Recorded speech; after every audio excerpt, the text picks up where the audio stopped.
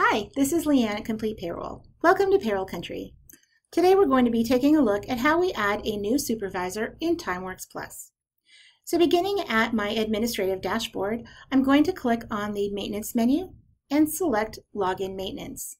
I'll see my list of current supervisors, and to add a new one, I'm going to click on Add New Login.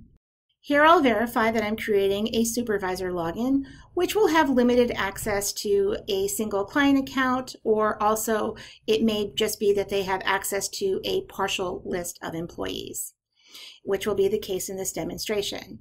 So for our new login, this is creating our username. If the employee is also an Evolution user, meaning that they have access to the payroll software, you want to use the same username so that they have the single sign-on ability through the interface between Evolution and TimeWorks Plus. For our example, I'm going to be following our traditional format of the company ID followed by the first initial and last name. Next, I'm going to enter in a password. So the password complexity rules are that it must be 8 digits long with at least one letter, one number, and one symbol. And now I'll complete the form with the first name, last name, phone, and email address if I have all of those details. And when I'm done, I'll click Save. I'll get the message that the creation of my login was successful and click OK. Now this allows me to manage the login ID that we've just entered. So you can see we have the supervisor's first name and last name, phone number, and email address.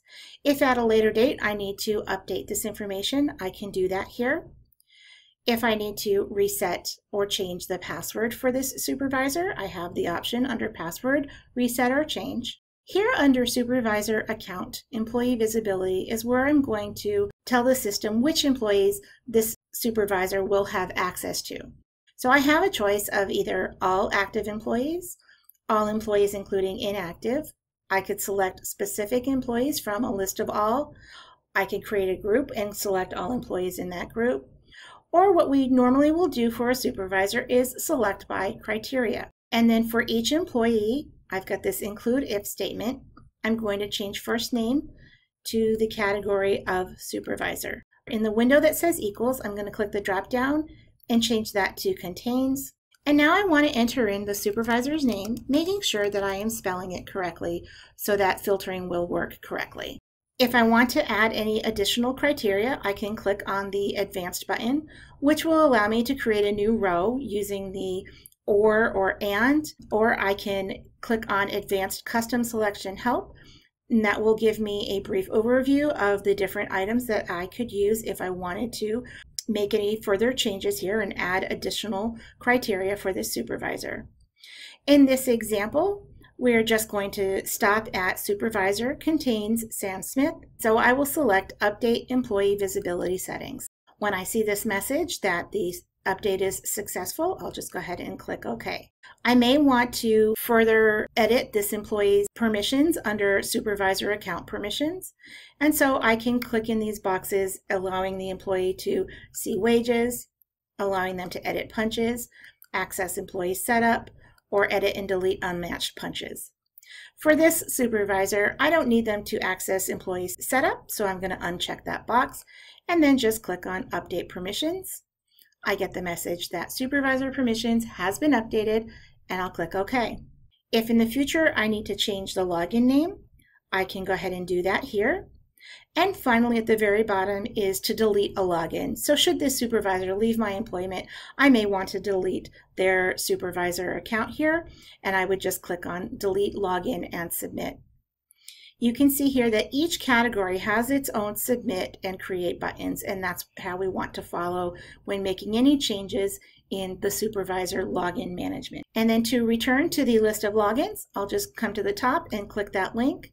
And now we can see that our supervisor, Sam Smith, has been added to the list. And under the account type, he is listed as a supervisor, and these symbols designate what his permissions are. And at the bottom of our screen, we have an account type key, which will explain what each of these symbols signifies for any other users that are going to be visiting this page. Now to add employees to this supervisors group, we're just going to go into Employee Setup. And then I'll select any employees that need to be reporting to this supervisor. I'll click on Elmer Fudd here. Under Employee Data, I'm going to click Edit and change my supervisor to Sam Smith, being mindful of my effective date, and I will click Save and Remain. If I want to return to my list of employees, I can do so. If I want to indicate that there's a group of employees with Sam Smith as the supervisor, I can just select their usernames here by using the selection box. And under Employee Setup Options, I'm going to work with these selected employees. And now the system will allow me to do multiple changes at once. I'll put a check mark under Supervisor, enter in Sam Smith, and click Save, receiving the message that my changes are successful, and I can come back in to my list and see that the supervisor has indeed been changed to Sam Smith for each of these employees. Well, this concludes our look at how we set up a new supervisor in TimeWorks Plus. For demonstrations for any other functions in TimeWorks Plus or our other software platforms, please visit our video library at CompletePayroll.com. Thank you for joining me, and have a great day.